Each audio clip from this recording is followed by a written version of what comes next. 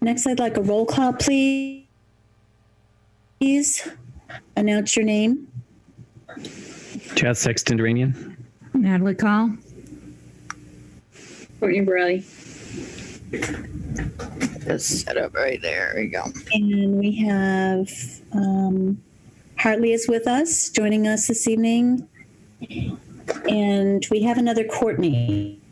Yeah, I have to log on to my iPad and my computer to get video. Okay. See the screen. Okay. And who is 508-341-1060? Is that Jody? Paul, no, I've got Jody. Oh, hi, Paul. Hi, Welcome. Thank you. Thank you for joining us.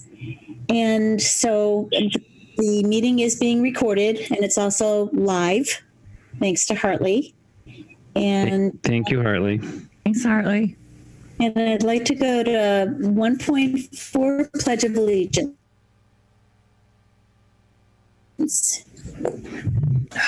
I can't get it going. We'll just pretend. Okay. Okay, I can see the red and white.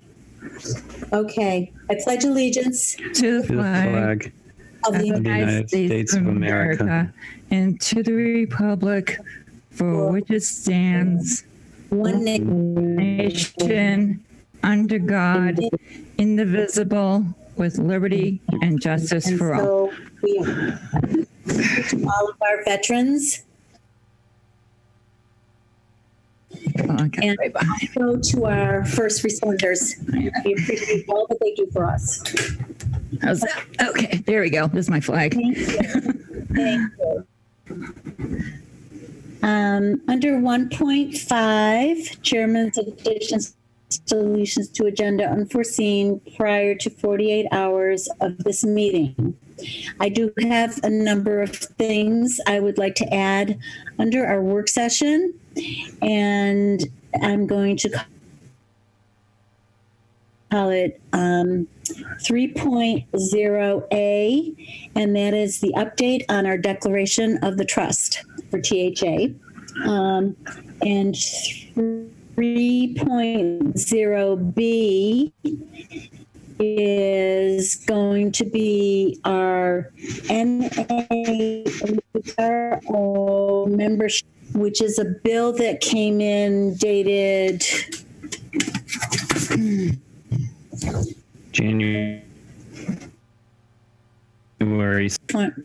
and I'm going to read this brief part of it to you. And Jody, if you would check with the accountant to see if we have paid in the past and how much we paid in the past before we actually vote on them.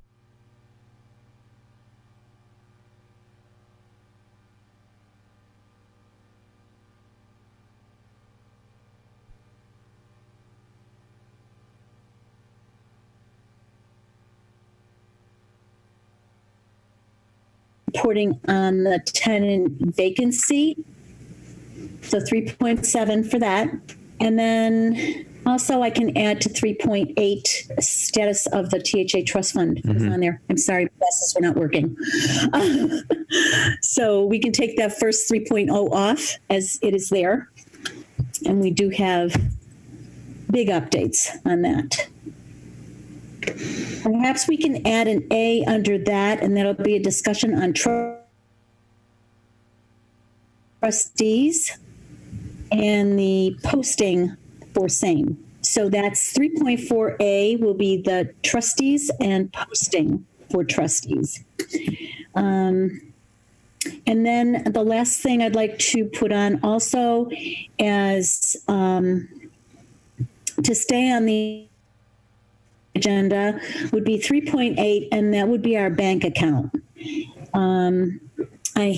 I'll discuss that when we get to that in work session. Okay. And that will be the end of that. Okay. 1.6 for state representatives report. The only thing I can really report on right now at the moment, and I may need a vote, I may not, I'll let you guys decide, We'll have more information in regards to the trust fund. I can give the board more information there. But there's 3 agencies that I would like to contact for the board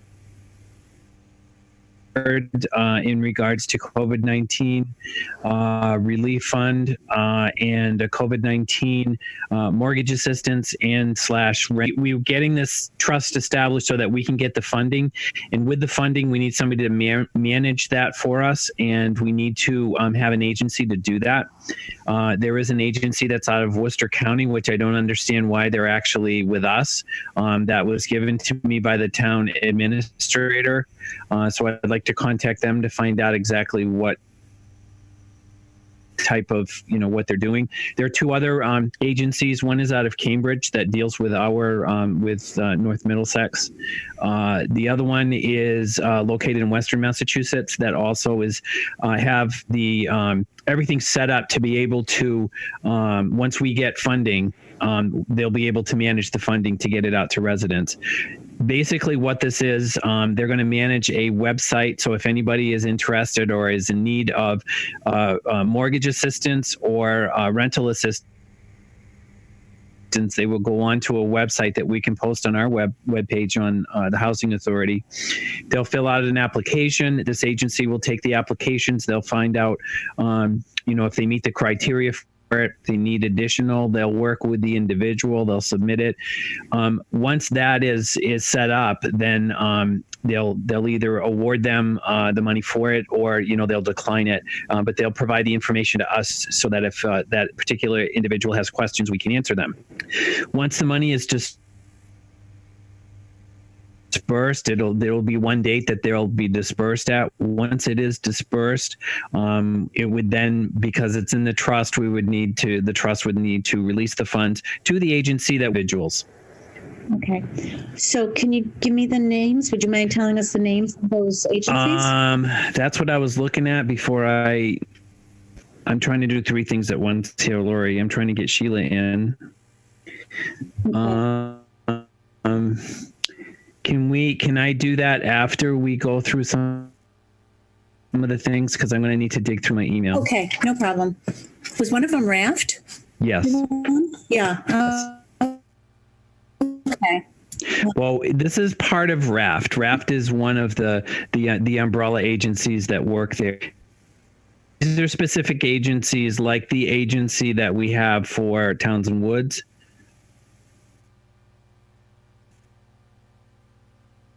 It's going to be an agency like that. Yeah, I have worked with them. Oh, they do a number of units that I managed. Went through Raft. Yes. So, okay, very good. That really answers my question. I just was wondering. Yeah. If they were what I can do, what I planned on doing is, because this is all contingent upon the trust fund, and I've been focusing my attention on getting this trust fund going, and other things that you also know of.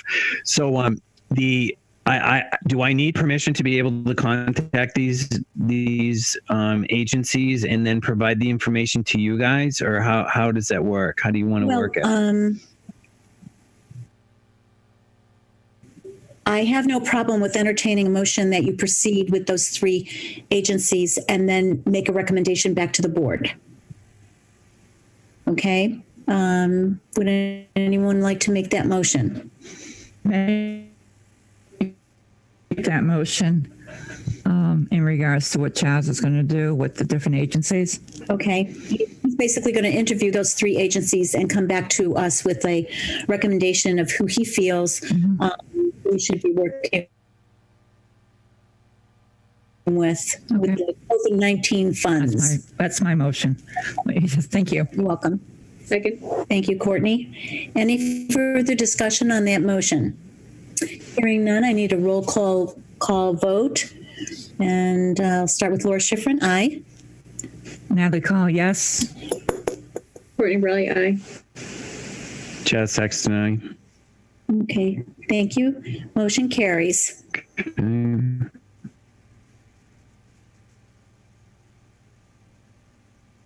Is that the end of your state report? Yes.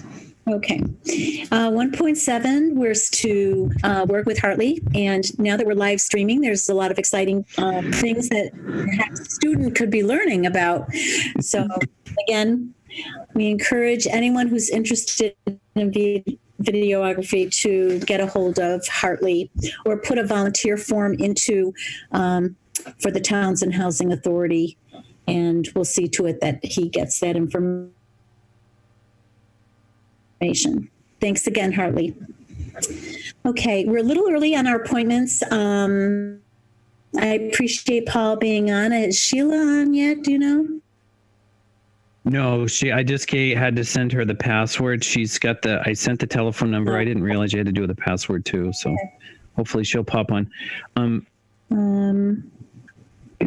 let me just go down to, since we have some time now, we'll just go right down to 3.8, which was a tenant vacancy. And with all that we've been doing, not just for the Housing Authority, but other projects here in town, I haven't pursued this any further. But now that in fact, what made me get going more on it today was looking at this membership form. The bill that came in, and how it allows each member of the Housing Authority to actually have an online profile. And I don't know much about this agency, but I'm pretty sure anyway, that this was something that Linda Michelle Cannon did while she was chair. And she got us involved as part of this chapter.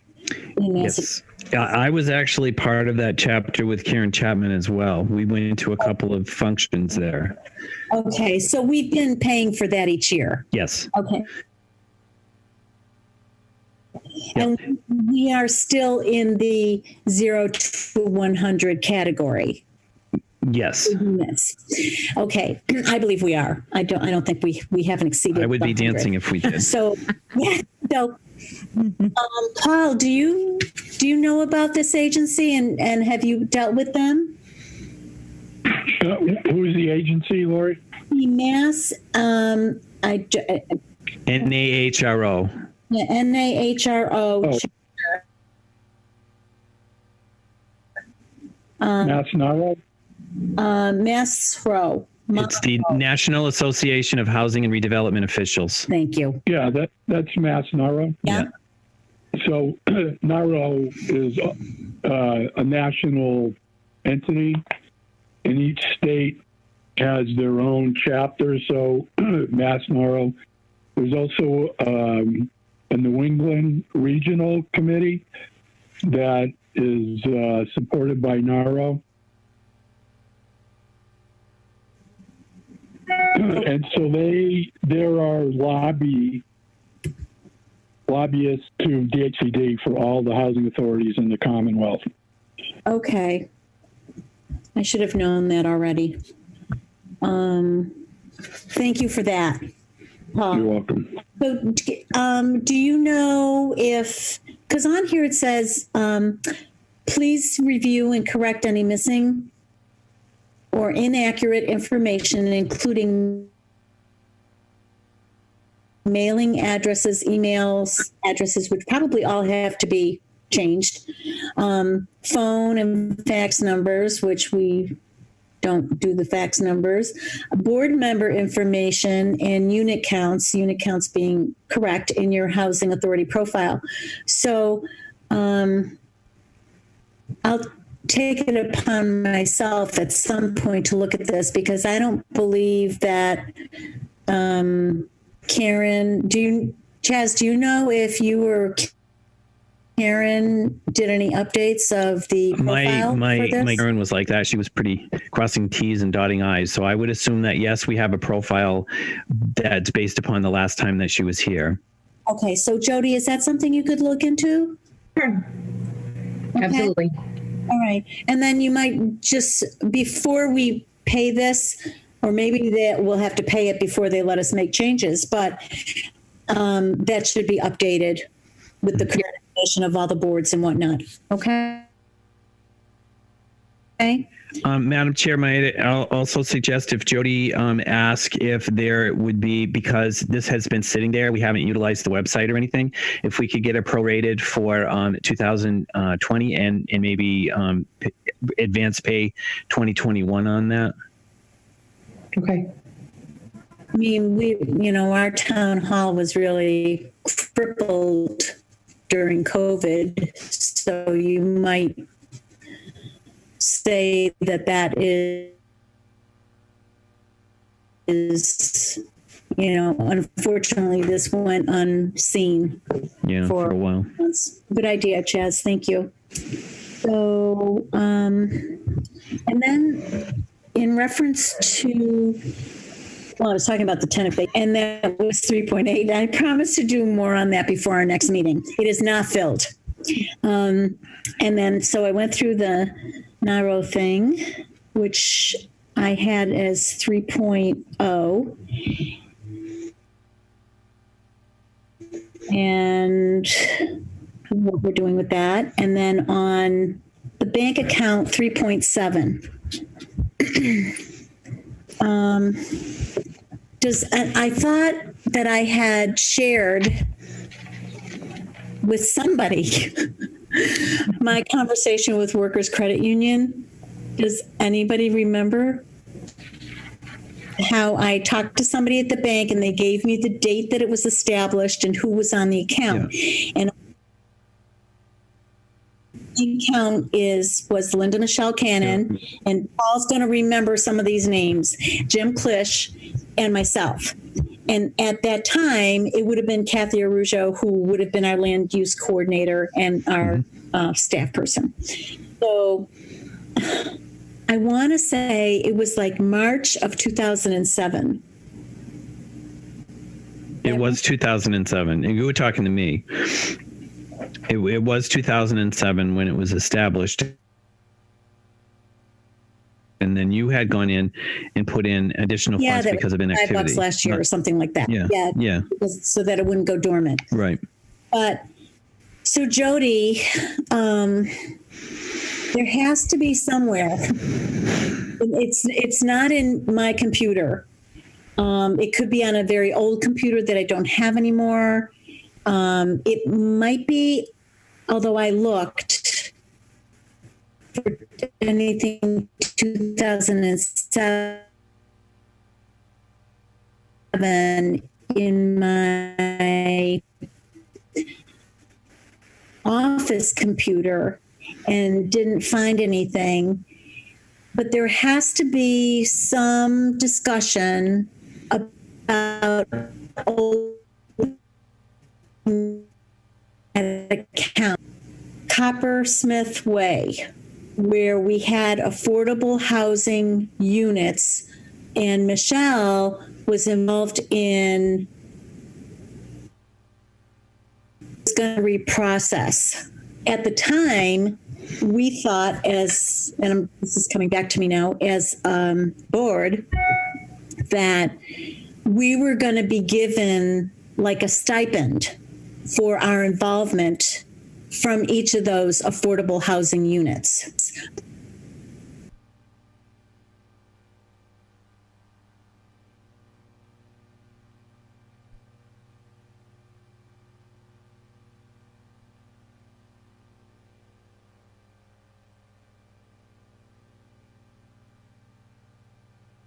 For gas or whatever. I don't know, because I can't find anything on how the disbursements of that was going to be made other than a board vote. So is this part of the email you sent me and Kathy trying to find the notes? Yeah. Okay. But I really think if it was established in March, and for some reason, Coppersmith Way,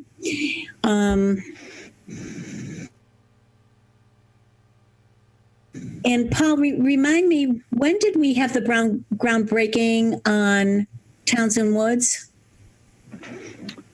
Oh, I'd have to look. I want to say June.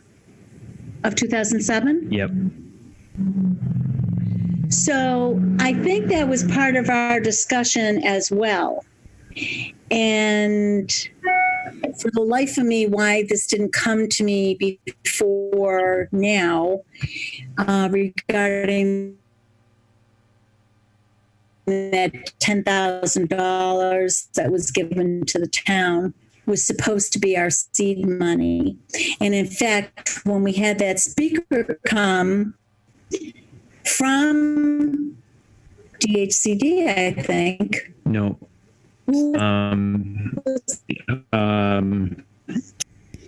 See that he that talked it at that meeting. Seed money after Johnson.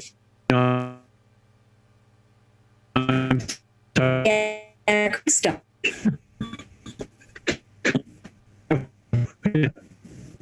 I don't know.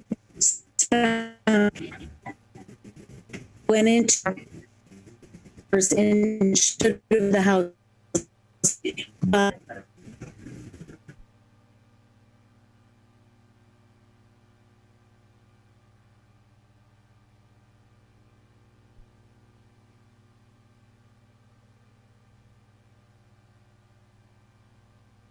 the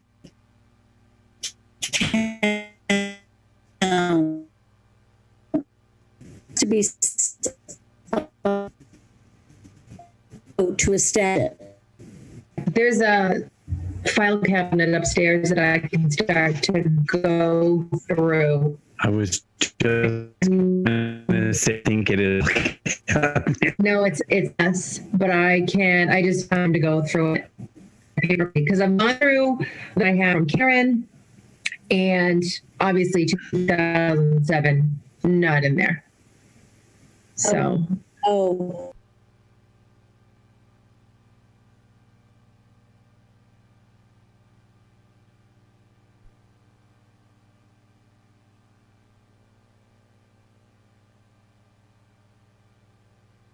or there's a paper trail somewhere, or there better be. It's just a matter of finding it. I'm looking decision Atwood Acres. So there's some electronic records for some of this stuff. I'm trying to look through to see when they broke ground on it. But there's I also have I got my hands on senior and family housing development feasibility study that was presented on December of 2004. That is in the I think this was the proposal for Townsend Woods, if I remember correctly. That would have been with whatever forum we had at that time. Who did What came of that? Who did the feasibility study?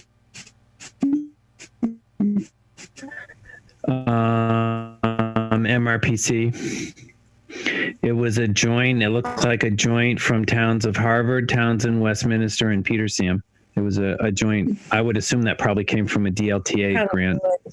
Just a guess. And Paul was working with us at that time. Yeah, I got a couple of things with his name all over it. Right.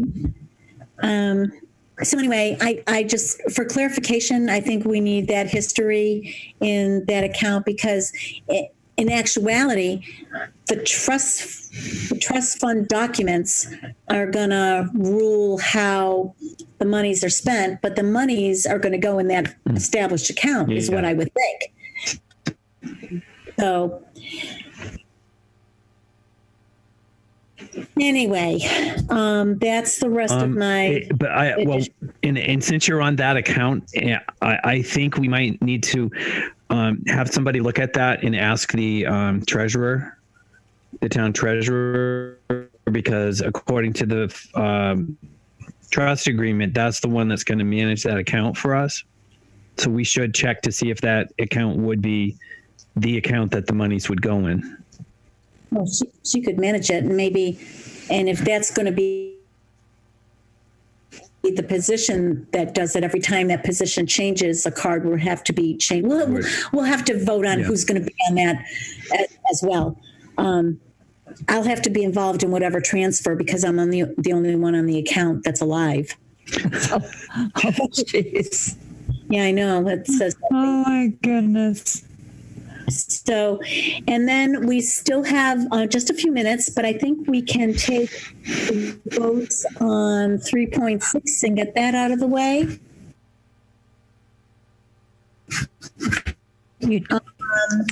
One of the minutes, February 20th, we got at the last meeting. I have reviewed them. I didn't see anything. We were sent to us by Jody along with August 25th minutes. So I'll entertain a motion for February 20th, 2020 minutes. 26 minutes. 20th. Minutes. Sorry, I got a dog on my lap. Are you moving to approve them? I Yes. second. Approve the minutes, yes. February Do I 20th. have a second? I second. Okay, all those in favor?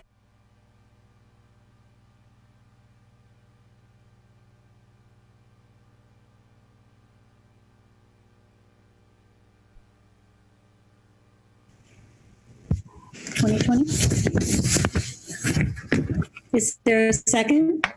I second motion. Any further discussion?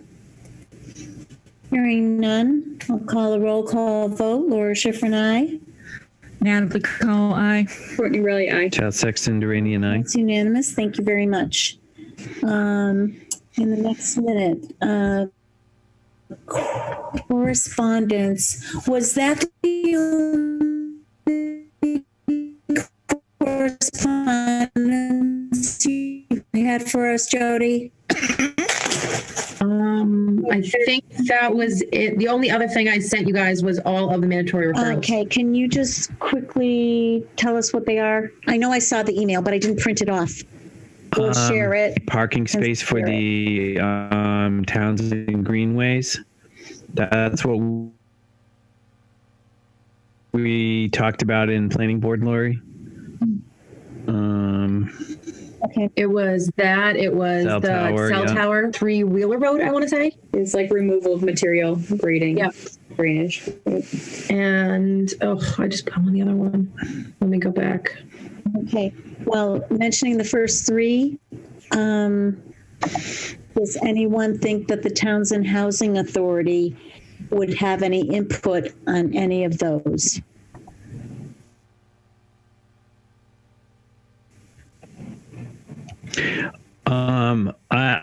I don't see we have any involvement. I would thank them for the referral and tell them to do what they need to do. We can just say that we have no comment at Yep. Yep. Okay, so that's three of them. What are the others? Were there five? I thought there was only 3. I think there there's was only just 3. Yeah. Oh, okay. It was just a lot to them. Okay, all right. Okay, thank you for that comment. Is everyone, I'll just take a consensus that that's okay. We don't need a vote. Okay, all right. Okay, we are at 7:29.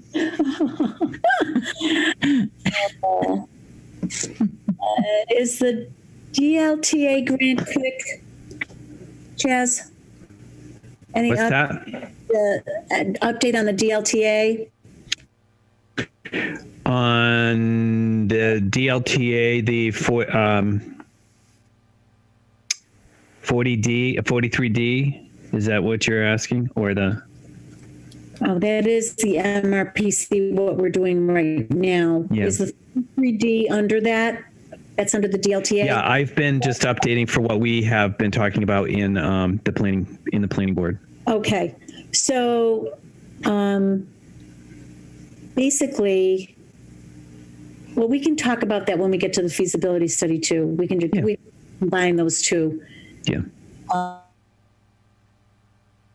Okay. Because that's why I wanted it on there, because they're part and parcel to, and I just wanted the board to know everything about what we're doing there. Okay. All right. So do we have Sheila? I know we have Paul at 7:30. Do we know if we have Sheila?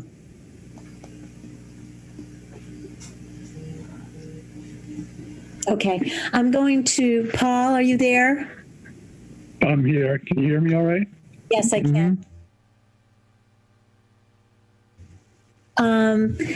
Welcome.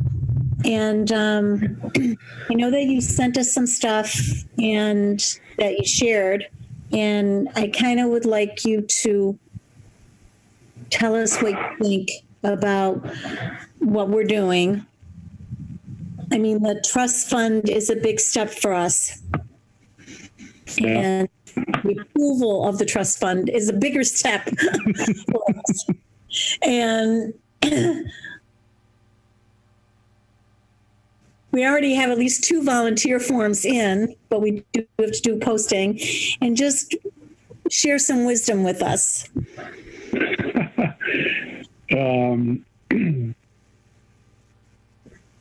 Well, the document that I sent you, Lori, is kind of a general development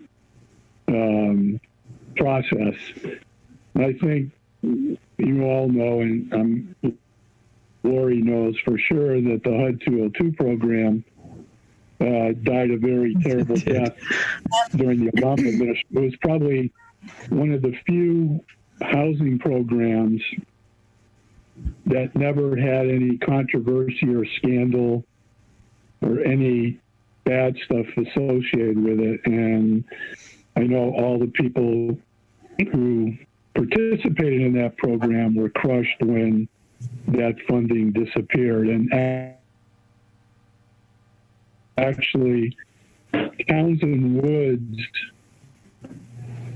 was one of the last 202 developments to get funded in the country. So we felt pretty lucky about that. And as you know, it's turned into a real asset to the town of Townsend and the surrounding area. So, but this was intended just to give folks kind of a general idea of what the process is. I don't think it's really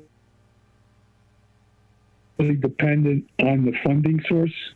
Obviously, different funding sources have different idiosyncrasies, but I think you would find, whether you're using 202 funds or tax credits or housing stabilization or some other source of funding, that it would fit into this process pretty well, I believe. Mm-hmm. So it's been a while since Townsend Woods went up. I think we dedicated it in 2011. I think that's when people started to move in, if I remember right. And doing development of any type, whether it's affordable single-family homes or multifamily, it requires a lot of patience by everyone involved. And I think, let's see,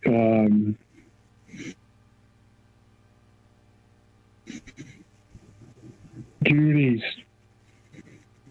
husband, Paul Consenti, kind of put the bug in my ear about developing the parcel at the Atwood parcel on Dudley Road. So my first conversation with Paul up until we moved people in, I think, was 9 years. Yeah. So there's a lot to do. There's a lot of defeats, I guess, is the best way to put it. And I think if people believe in what the product is going to be and the population it's going to serve, mm-hmm. it's well worth the wait. Mm-hmm. So, well, that was our third attempt at the funding, and our last. Yeah.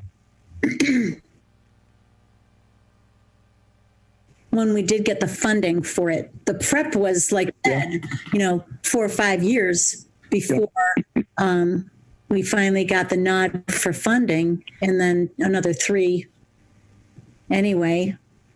Right. So back when Atwood Acres was developed, we opened that one in '89. We, meaning RHI at the time. There was plenty of HUD money, so it was a singly funded source. So Atwood Acres was developed using 100% HUD 202 money. There was HUD money, and there was a lot of state money from probably 4 or 5 different sources that were used to patch together the total funding piece. Plus, we got pre-development money from CDAC. So it's no longer a single funding source or even 2 or 3. It's really multiple sources. So you have to apply for all these sources. And the trick with Towns and Woods is we really couldn't apply to the state and their various quasi-public-private entities for money until we were able to show them we got, I think we got 5-point-something million from HUD. So they want to see that, the foundation of the funding before they'll commit. Then you have to apply for that. And, back then there were multiple funding rounds. Then they went to a single funding round. And I don't know what it is, to tell you the truth, these days. It might be twice a year. I'm not sure. So it's really, again, you have to be incredibly patient, have a vision, and, keep plugging away and keep, communicating to people that just because the funding hasn't come through in the first round, it's still a viable project. Also, I remember we had a lot of community involvement and contributions as well. Yes. Local businesses. We had a lot of support letters at the time that we had to gather, and Right. And people gave of their businesses, whether they had equipment or laborers or whatever, that ended up saving us money. Septic testing, Yep. and then the town water department was on board. I mean, everybody was on board, which made it a real community effort. Yeah, we had the support of the Board of Selectmen. Greg, who was the town manager at the time, I can't remember his last name. Barnes.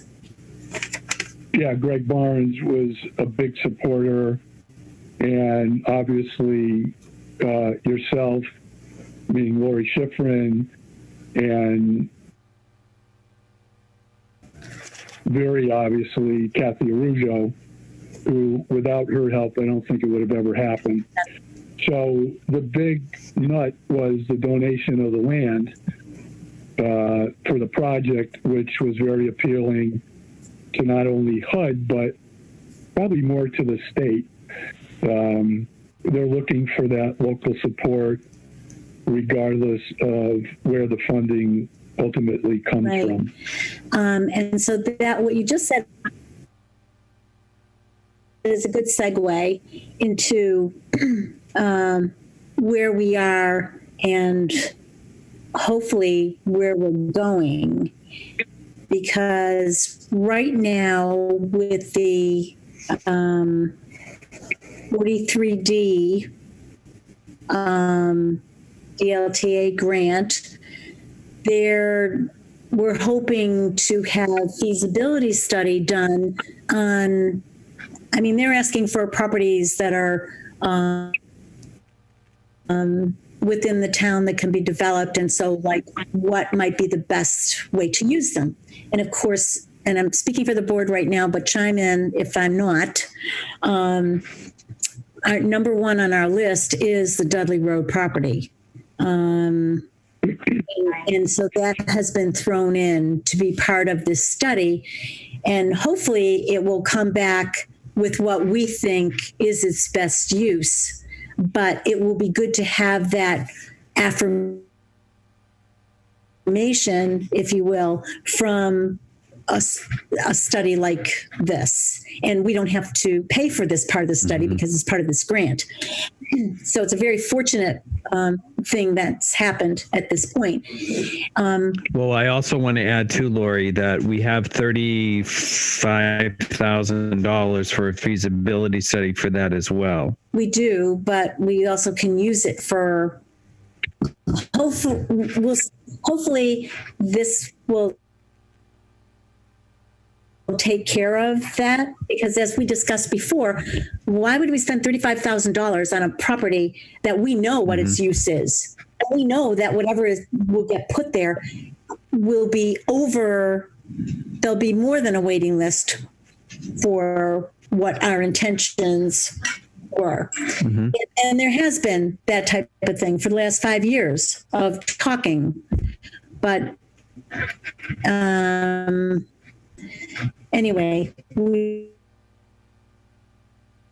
are where we are, and hopefully this is going to be a little shoe-in for us, and maybe that 35,000 can be put towards the project, but maybe in a more I'm thinking like an way. environmental impact or something that we may need as part and parcel to the main feasibility study that MRPC is doing. So that, and then there are other parcels that were given to MRPC, and one of them, which would be my second favorite, of course, in the first one, the town owns the land. And if Sheila were on now, she would tell us that the state is really interested in their parcel and really helping us on that parcel, because it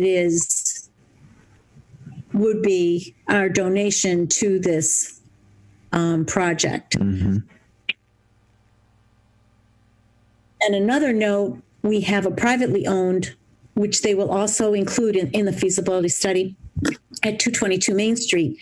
And it's only, say, 3,300 square feet on one floor, but the feasibility study may see it as a 2 or 3 story development. And then elevators could be installed, and that could be a mixed use property. So that would be something different for the town, yet in a main area, enjoy their surroundings, but mixed with business, and have things close at hand. So that's something that's just come up recently for us. And the key to 43D, just to bring everybody up to par with what we're talking about, the the parcel or facility needs to be at least 50,000 square feet. It can be a piece of land without the building, or it can be a building that can be expanded to 50,000 square feet. Right. So, Paul, when we were thinking about this, each of Atwood Acres, and although Atwood Acres is 50 units, and 3 floors, I didn't look up, and I meant to check with the assessor's field cards today, both for the date on those 2 properties and for the square foot on those 2 properties and for the land that's with those two properties. And Chaz, are you looking at public record now? Yeah. So that will give us the date of construction, how many acres it's on, and how many square feet that building is.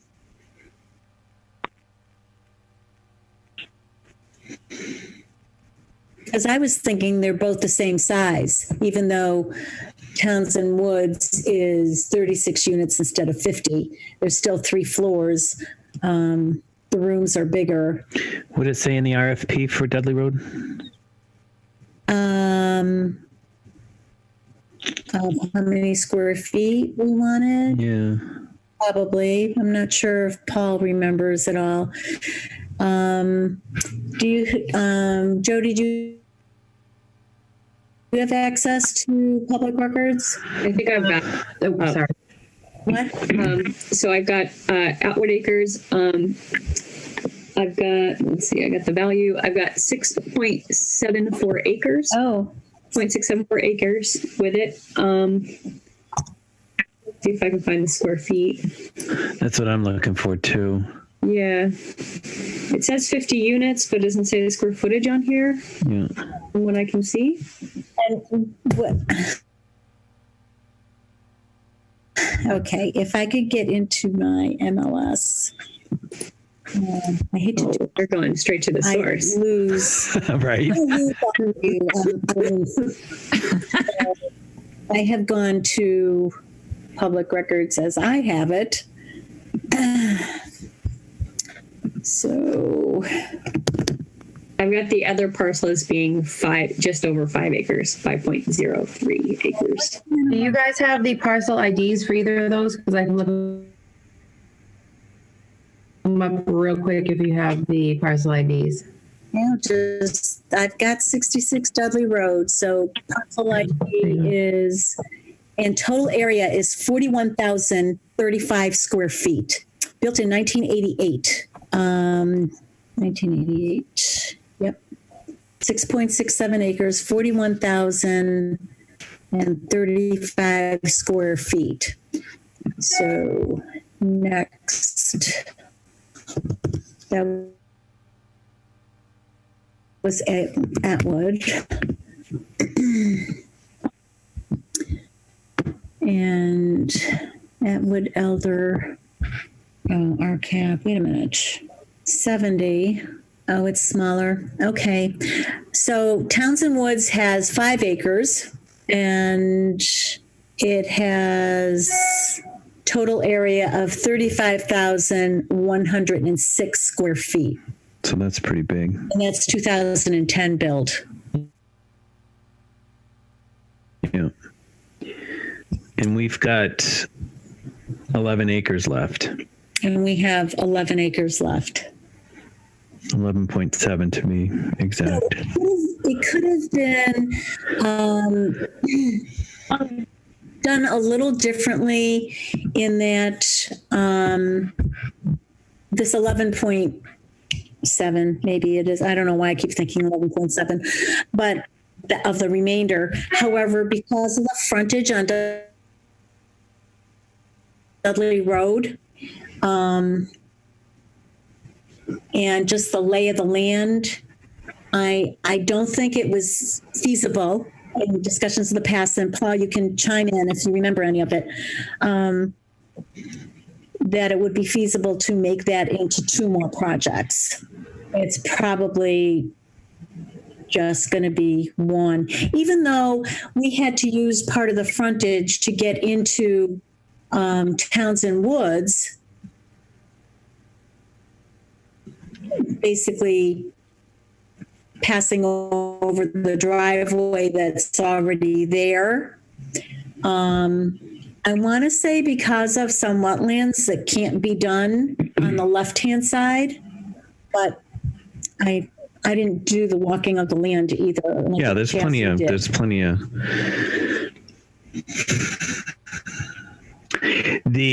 I think this and part of the reason why we wanted to do the feasibility study is to really look to see what we can build there. Yeah. as far as there's the ability to get to that back part without a problem. And I think if you're facing the property on the left-hand side, there's where that little brook, well, you weren't there for the walkthrough, but there's like a little trickle, and that's the area that you would be able to go into to the back part. So the driveway would be on the left side of the complexes. Right. So I think that's what is separating that. But hopefully, and I just want you to see who's looking at us right in front of us.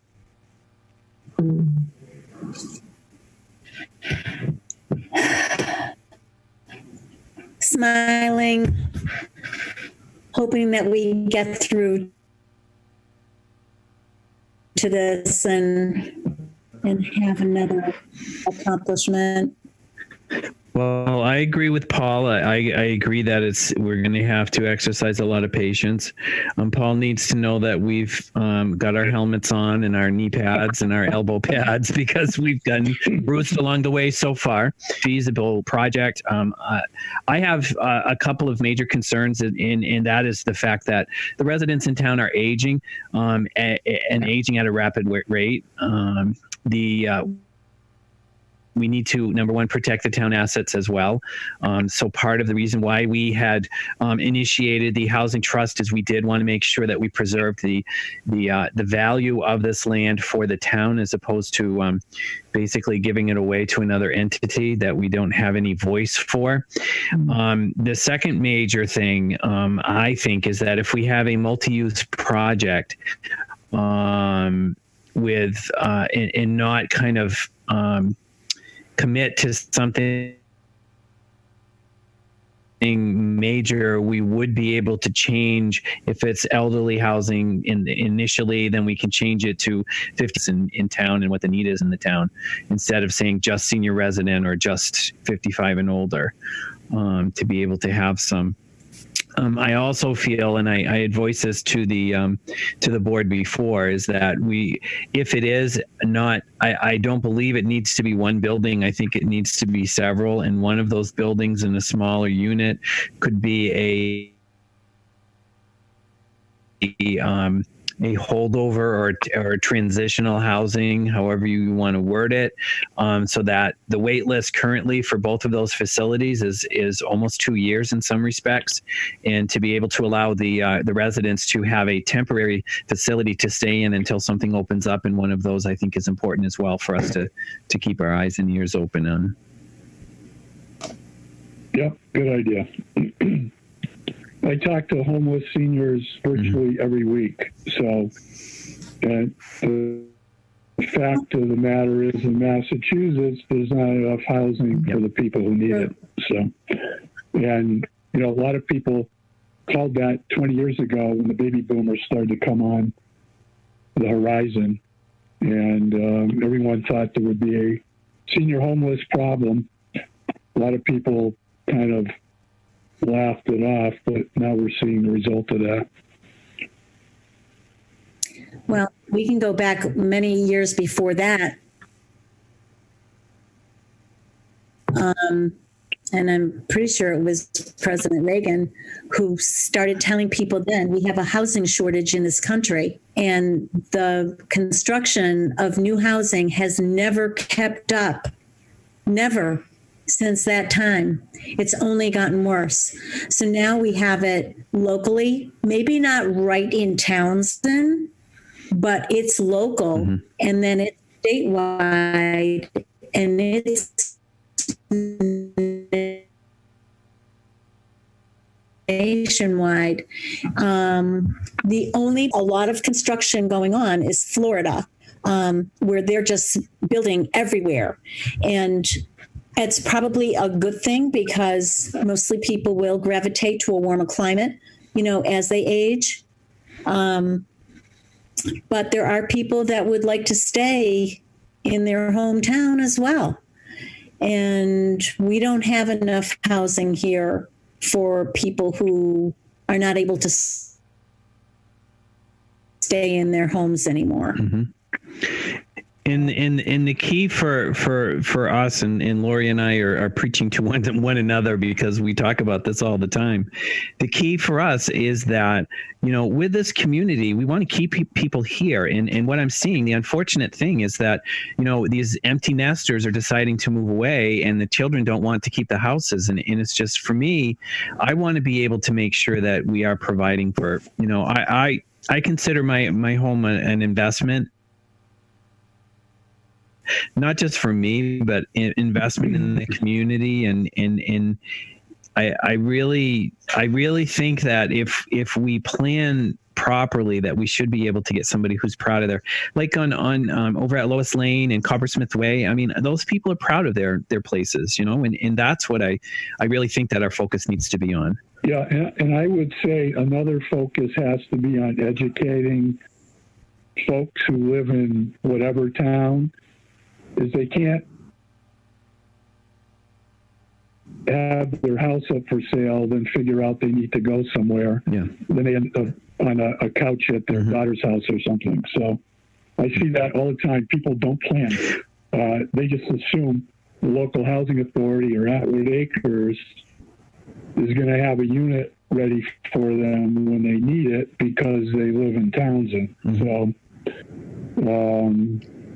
there has to be some public curriculum for folks to tell them that they need to do some planning so they won't be homeless or moving around from relative to It should relative. probably be some kind of program, a little seminar or whatever that could be put together at the senior center. Yep. And be a good topic to have a discussion about.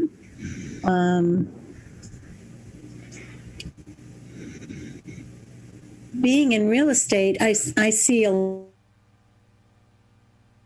of times where, well, both ways, where kids are selling the home after the fact, Yeah. because somebody wasn't staying in their home until they passed, or they finally had to go to a nursing home or assisted living and couldn't stay in their home. I've yet to run into a situation where because normally that's a discussion I have with people too. If they're going to put their house on the market and they're retiring, first thing I ask is, where are you going? Yeah, good for you. Yeah. You should have a plan of where you're going. Are you going to Arizona? Are you going to Florida? Or, usually someplace warmer. Sometimes it's Maine. So people do go and scout out where they're going to go first. And if they are not going to be, and this happens sometimes, if they're not going to be able to afford assisted living or retirement community, which are very expensive.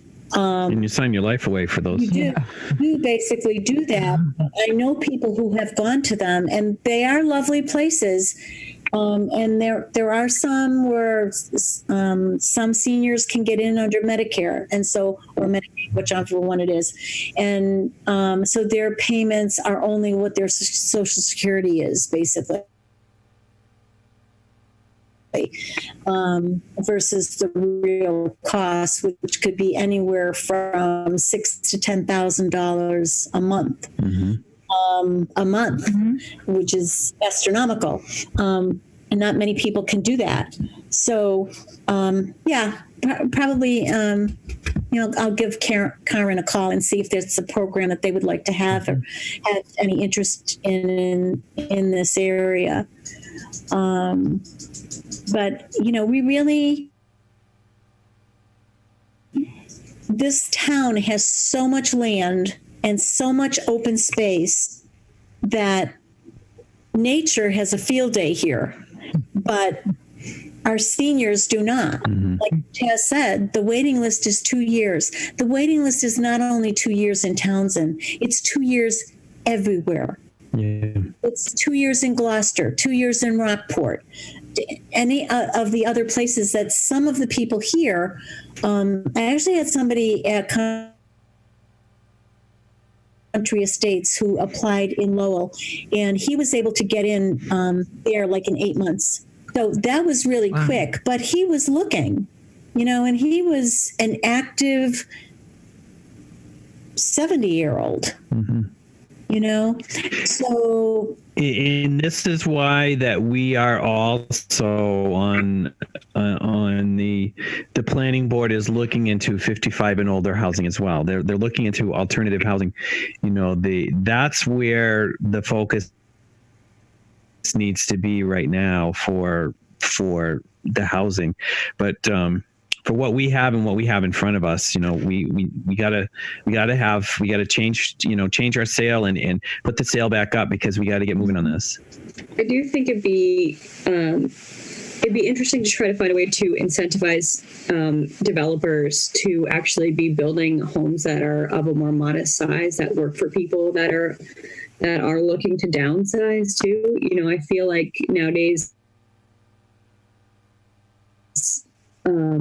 what we're seeing go up is just so large that and so much maintenance and so much work for a lot of those people. And so, to try to understand how we incentivize developers to be building smaller too, I think would be a useful step in that process. So, but they have to be open to it. Yeah. And I know developers, and I had a very good friend who is not in the area anymore, but I approached him regarding, and I don't know who's going to remember this, but they came before us as a housing authority maybe 15 years ago. And I said this back when we went to Title V in 95. I said to them, you need to start building small ranches, like 2-bedroom, 1.5 bath, 1-car garage, so that people can stay here. And it has to be affordable. So they came before us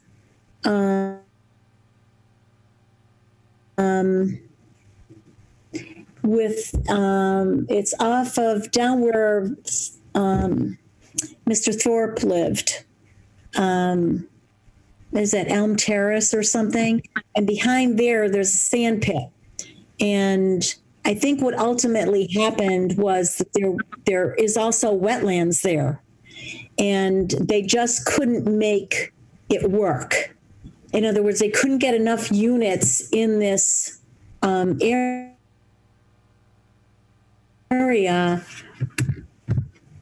to be able to afford even to make the small houses and sell them. And at that time, we were talking at about, high 190s. And it didn't work. So there has, just so that you know, Courtney, there has been some exploration of that. And unfortunately, I don't know what the incentives would be, because there's not enough profit for them, and in some cases may not even be enough money to cover the cost. I mean, this was land he already owned. It wasn't like I guess one of the things to think about is just like, is there a way to, if they commit to building a house of a certain size, can they get approved for a little bit smaller lots? You know what I mean? That's other than our zoning, so that they can fit in 2 more house units or something that helps make it profitable for them. Or how can we kind of help them? Well, if they commit to that, but is not builder friendly. Yeah. Our planning board is not builder friendly, and if your planning board can't see a future for allowing more housing in your town, then you're dead in the water. Because zoning board of appeals once in 30 years might give a variance. So you're not going to get it at zoning. So if you don't get approval from the building inspector or planning, it's not going to happen. And you've got more people here that will fight a builder, especially if it's in their backyard. We just went through it, and it's just amazing. People are only care about themselves, only care about their walking, whether they're walking on their land or somebody else's. If nothing was built there before, that's the way they want it to stay, even though it isn't their land. But it remains to be seen what happens in the future there. But that's what we're dealing with. So if you don't have a builder-friendly town, which we are not, we're not business-friendly either. So there's no incentives for business in this town. They talk about it. They've been talking about it since I moved here. The Board of Selectmen have been talking about business-friendly since I moved here. So what are you going to do? We're fighting City Hall. We're trying to build and make housing for people so that they can stay here, but you've got boards that are fighting you. So this is why we have to focus on something like a 40B, because that's a comprehensive permit. And as long as we follow along with the state, what the state outlines for a 40B, then, you know, we would be able to really do something. There's also coming down the pike, Lori, there's a lot of stuff in the state. I mean, it's been pretty stagnant because of the current situation with COVID, but there's the state is trying to come up with ways in which to increase housing, and I think that is going to be the state stepping in and telling planning boards and zoning boards, this is what you need to allow. You can't do that. That's too restrictive. You need to open this up. They're opening up certain votes for certain things that used to be, you know, a major vote is now just 2/3, you know, and I think coming down the pike, they're trying to be a little loosen the regulations in a lot of these towns to allow for contractors and builders to be able to actually build something and make a little bit of money on their own, which really should, we do. We need housing. We definitely need housing. So Courtney, just so that you know, that's what Atwood Acres and Townsend Woods was built under 40B. Yeah. Regulations. So and the age restricted housing that's the 55 and older housing that we're looking to get a bylaw for. I think also is going to provide for that this 43D is a comprehensive permit as well. You know, you don't have to go in front of the board. You go in, you say, this is what I'm going to do, and you go in and you do it. It's one size, you know, you don't have to go to planning. You don't have to go to Board of Health. You don't have to do all of this. It's a comprehensive permit. This is my project. This is what I have to do. And we still don't even know. Is it the planning, Lori, that's going to be voting on a comprehensive permit, or is it zoning? I don't know. So I'm not going to say. But when you said that about the Board of Health, so here's where the Board of Health fights the regulation. When you say that they don't have to adhere by, you know, the local zoning or the Board of Health, they actually do. So, because I looked into, spoke with the local Board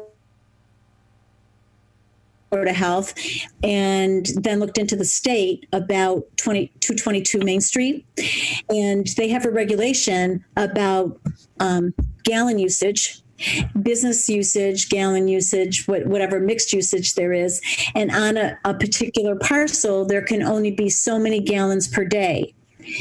In that case, they have 3 septic systems. So if we were to do something in that part of the building at the end, what's going to have to be factored in is either new septic systems or one big sewer plant, depending on what you end up with.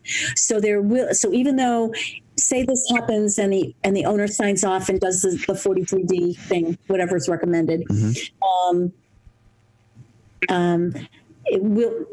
the property will still have to comply with what the state regulations are for septic, for sewer. Yeah.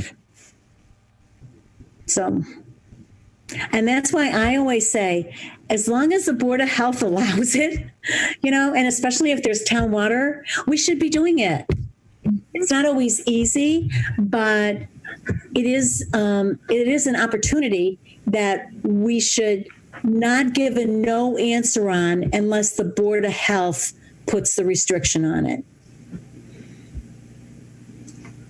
Because planning is not environmentalist.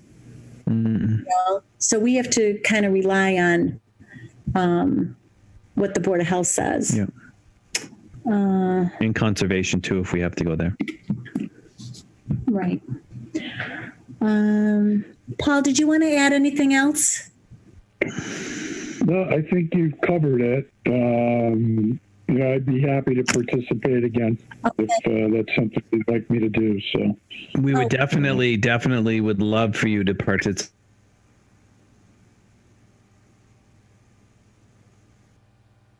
with us. Okay. Yeah, anytime. Lori, we'll need to order some more knee pads and maybe a new helmet. I have some. I knew he had a supply. I knew that. Okay. Well, if we're done with, and did you get any confirmation from Sheila? Okay. She hasn't responded back. I hope she didn't get in an accident. Okay. So, Paul, you're welcome to stay on with us. We're just going to finish up some business. Okay. Or you can have a good night, whichever you like. I think I'll have a good night. So it's nice with all of you, and okay. Maybe we'll do this again. So much, Paul. We'll bid. All right. Thank you, Paul. Okay.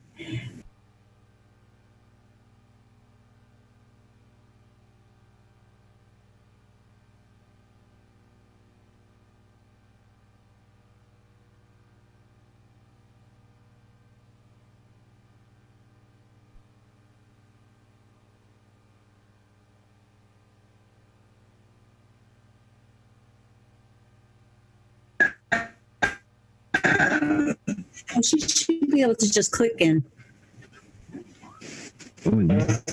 I know, but I gave her the ID and password. I know you know that. As far as the housing production plan, I'm bringing this to the board for information purposes only. There is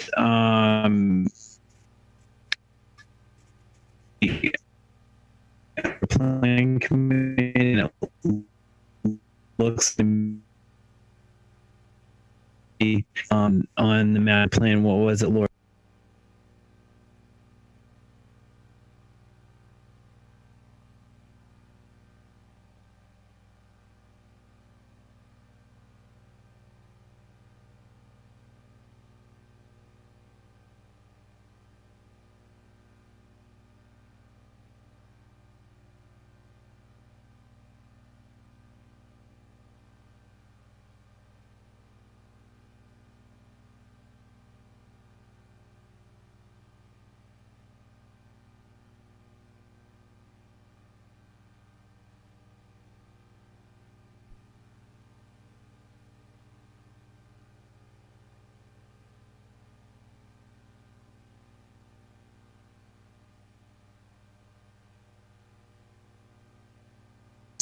One that Karen did. It doesn't work that way, Lori. I wish I could agree with you. It's not a plug and play. It is absolutely not a plug and play. It's a data set of information, and you have to look at the data set, do comparisons, and then you write it. It's not. I wish. Because you had said that before, and I looked at it, and I looked at it, and I looked at what Karen had written in 2015. Yeah. It's not a plug and play. She took what the information that we got from MRPC, and they're just like data sets. They're like, this is this graph, and this is this graph, and then the formula that you follow where is what is the data telling you? And the data that was telling us in 2015 is not telling us what our direction is in 2020, because our direction 2020, they have to protect.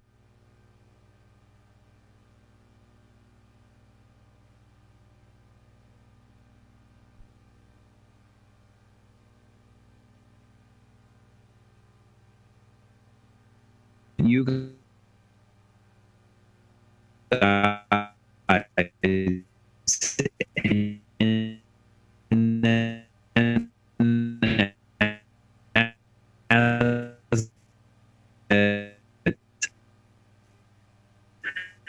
they should have and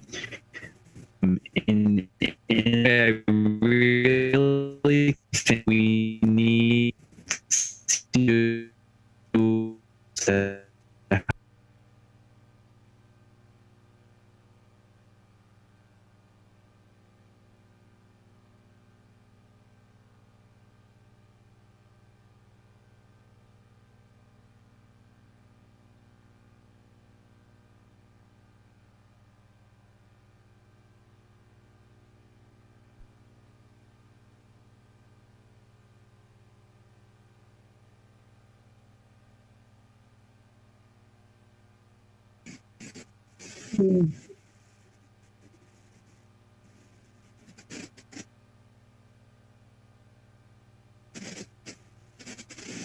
So my thought is that we need to, I would like to, I brought this up in our last meeting. I'd like to be able to, consultant should be able to help us write this for I'm guessing like $4,000, $5,000.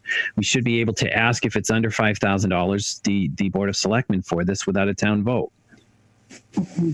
If I believe, and again, there's a lot of I believe in my statements tonight, I apologize, but I believe if we're asking for a budget item that's under 5,000, we can try to get it approved by the selectmen. If it's over 5,000, it has to go in front of the town for vote. Courtney, is this something you could help Chaz with? Yeah. I have that link that you sent around from Metro West Collaborative Development. Yep. So I can reach out to them. And then you said that you were talking to some other towns. Did they have anyone else that they have worked with before? I had a long conversation with the town administrator of Lincoln, and the town administrator in Lincoln tells me that I really should be getting all of this information and help and resourcing from our town administrator.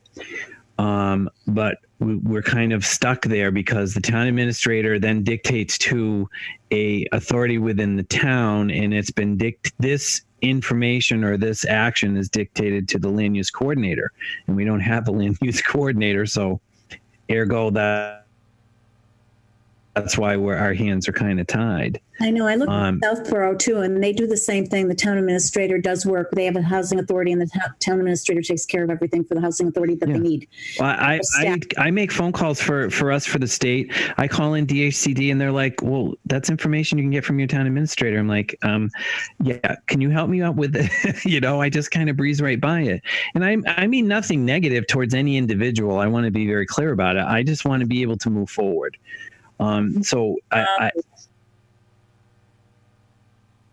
If we're going to be able to get this written without having a master plan, which it looks to me that we really should, I think we should go for a consultant.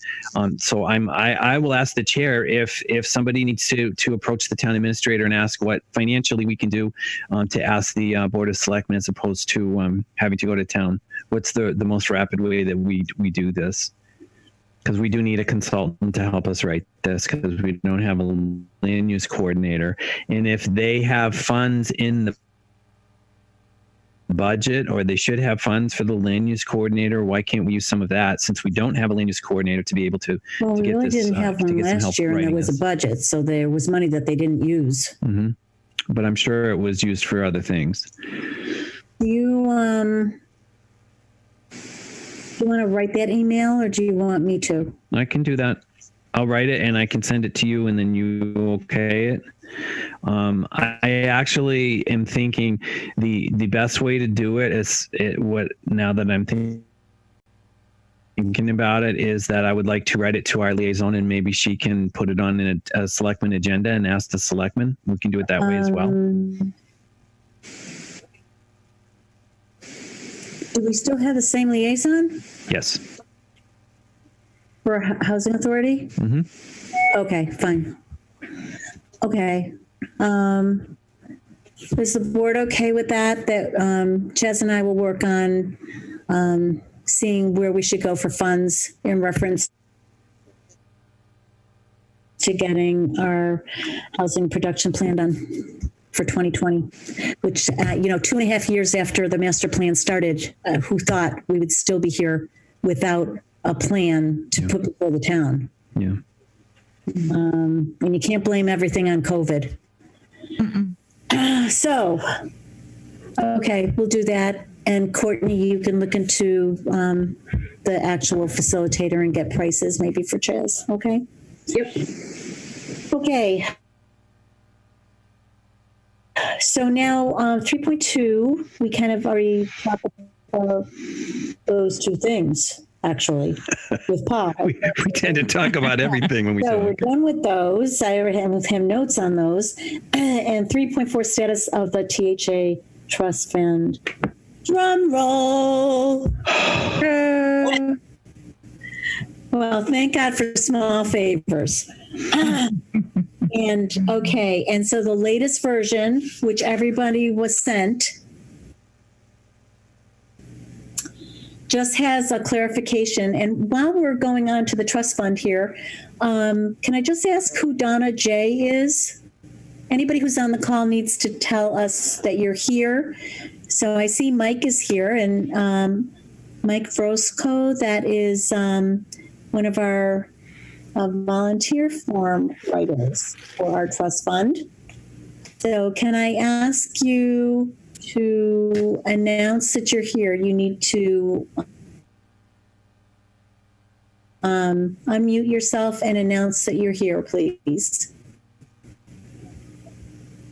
Hey, Lori, how's it going? Mike Borosco here. Hi, Mike. Thank you for coming. Problem. And thanks for your volunteer No form. problem. We're Excited to be here. Okay, thank you again. And Donna J?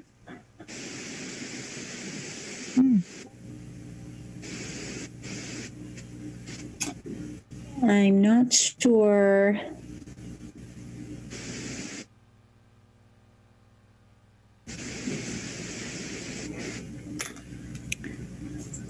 Oh. Crickets.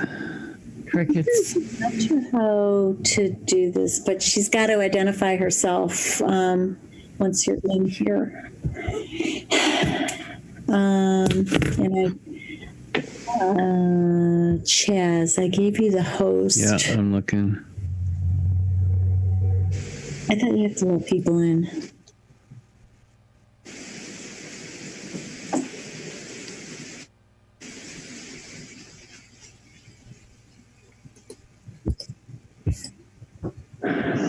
Not responding. Okay. Interesting.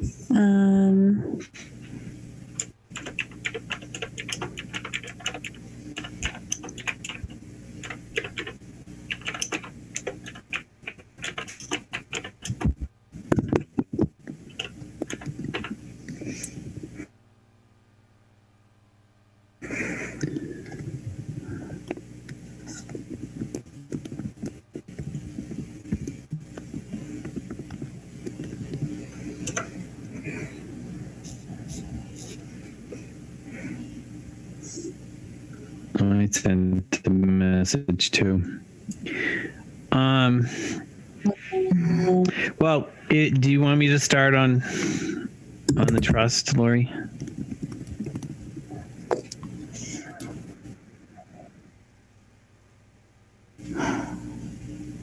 Did you see that? Yes, you can do your recap of the trust. And then just so that you know, I want to end with the trustee posting. Okay. Basically, what we had already reviewed, that we agreed that we were going to send it to the selectmen. The selectmen discussed it. They were all, it was a unanimous decision that they want to move forward with it. They sent it to the, I went to the board that Tuesday. They agreed that night. I sent it to the selectmen, to the town administrator, and to the town council. Town council then sent it back on Monday, and it came back with edits. The edits were really quite simple.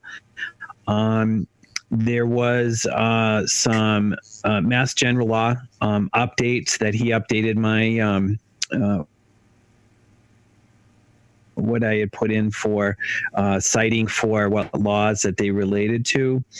And he did add under Article number 3, the tenure of the trustees. They wanted to make sure, the concern was that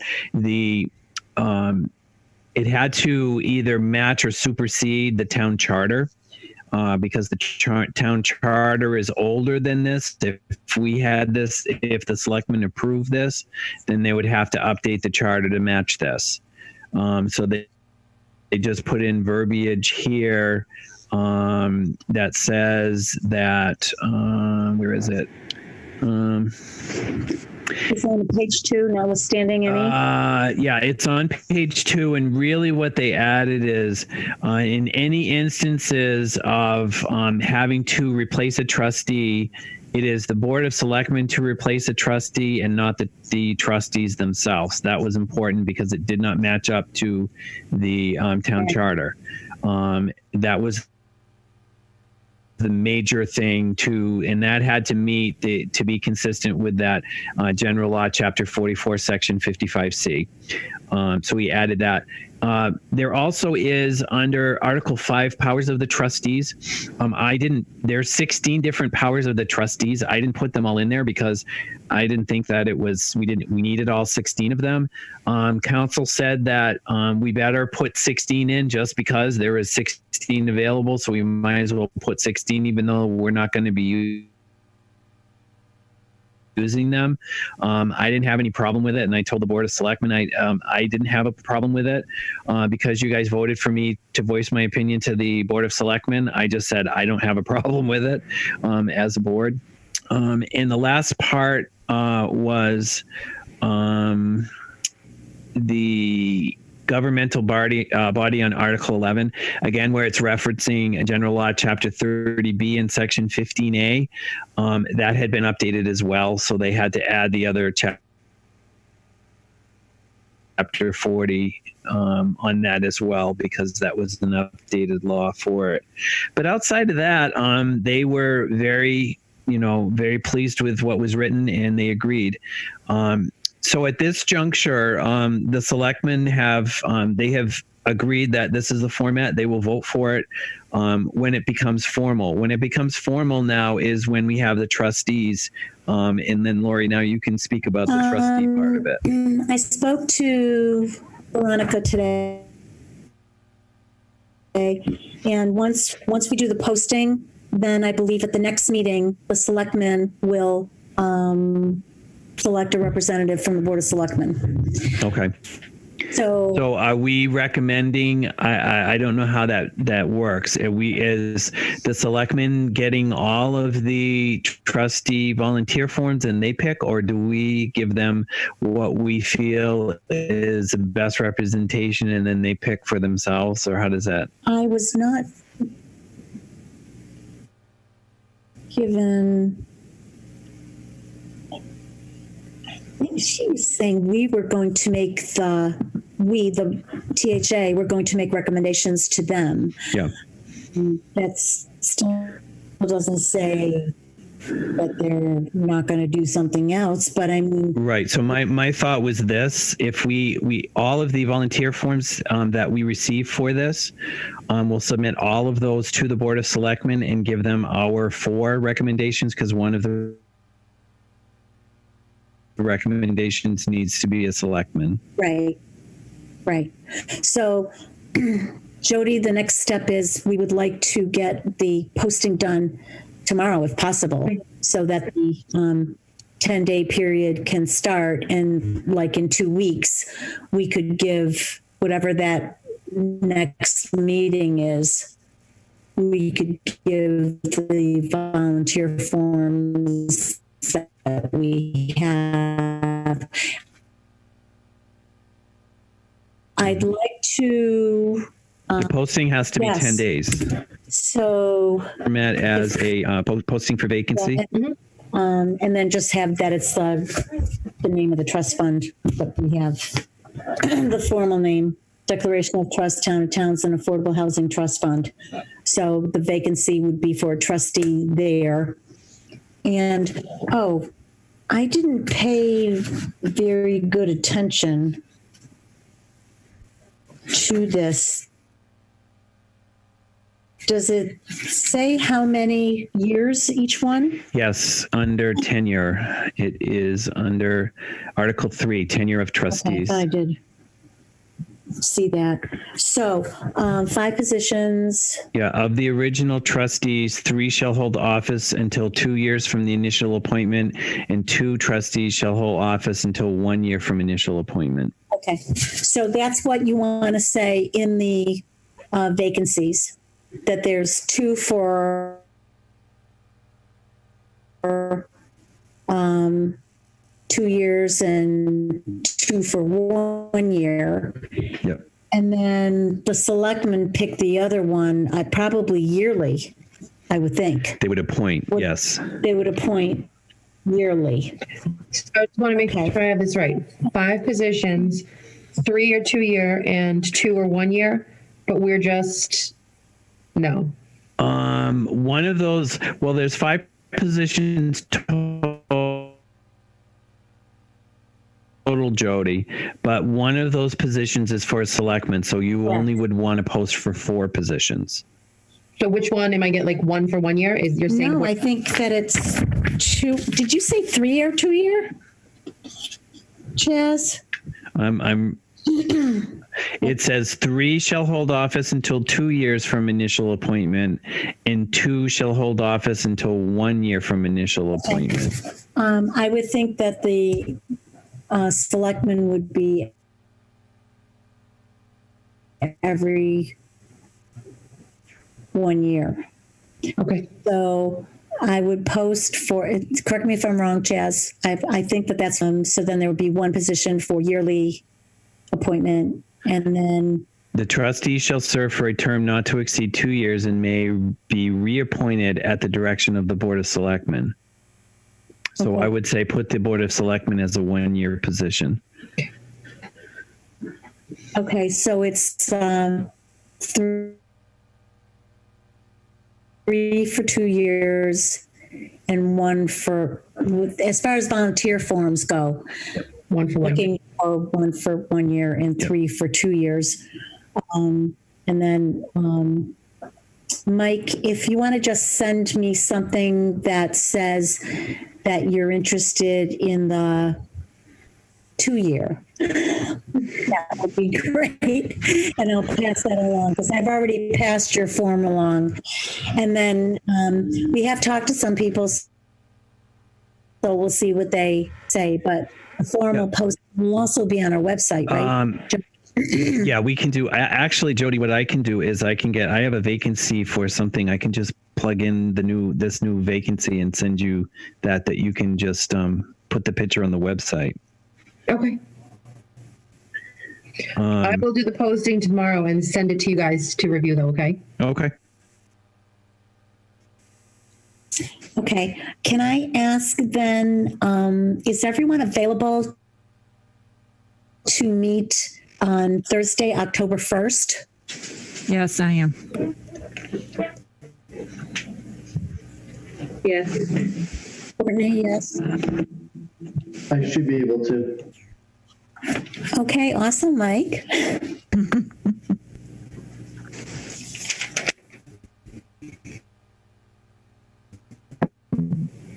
Because that will be after the posting period, okay? And we can discuss the Yes, I'm I'm available. Okay, so It's a full moon too, by It's the way. not 10 business days, right? It's 10 regular days. yeah, which is why I'm going 2 weeks from now. Just checking. Okay, so 7 p.m. on the 1st. Okay. We just had a full moon. I feel like I still have the effects of that full moon. Okay, so yeah, that Jody, that will be on the agenda. Yep. So in fact, that will be the first of our work session that day.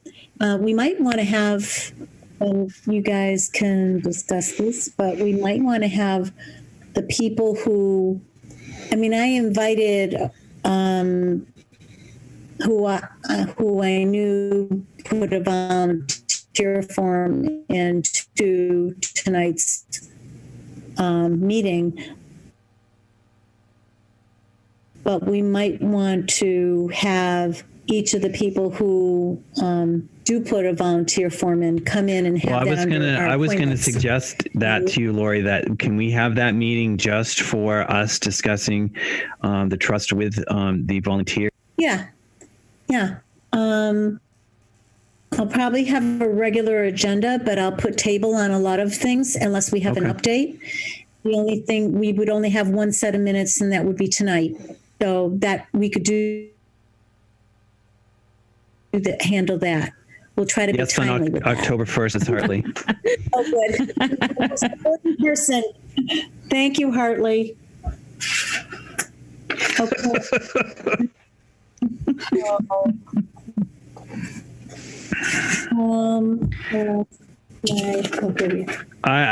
I really want to thank you guys for this. This was quite a hurdle for us, and I'm going to grasp the win on doing this. It was quite a feat, and I do want to say that our liaison helped us out as well, to be able to make sure that this was on the selectmen's agenda, so that we could definitely take care of it in a much more rapid manner than in the past. I absolutely agree. I also want to thank Jody for her steadfast sitting down in front of people to make sure that she wasn't going to leave their office until she had the information that she needed. So I thank you, Jody, from the bottom of my heart. This is the kind of stuff that the reason did that. I mean, it's having everybody come together. I'm looking forward to the future of what we have. Thank you. Thank you. He's clapping, Hartley. How come you can see Hartley? Or did he just send you a message? No, I can see him. Oh, hi. I didn't know that I could see you. Okay.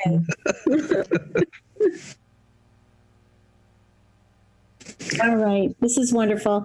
Well, is there any more business to come before us this evening? We talked about, we got everything. We talked a lot.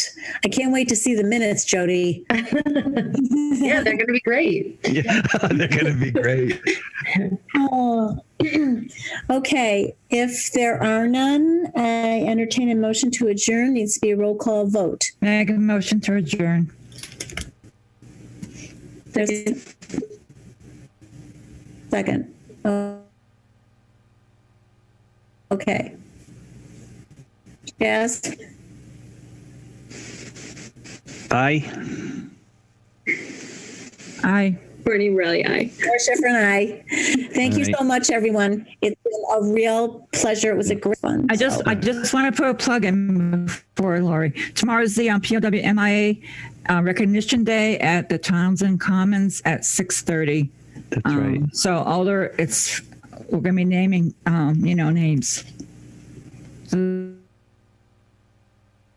the job is going to be the VFW in Townsend is doing it with our auxiliary, the recognition day tomorrow. Saying that that's Tomorrow evening. So- unfortunately for me a religious holiday. It's sundown.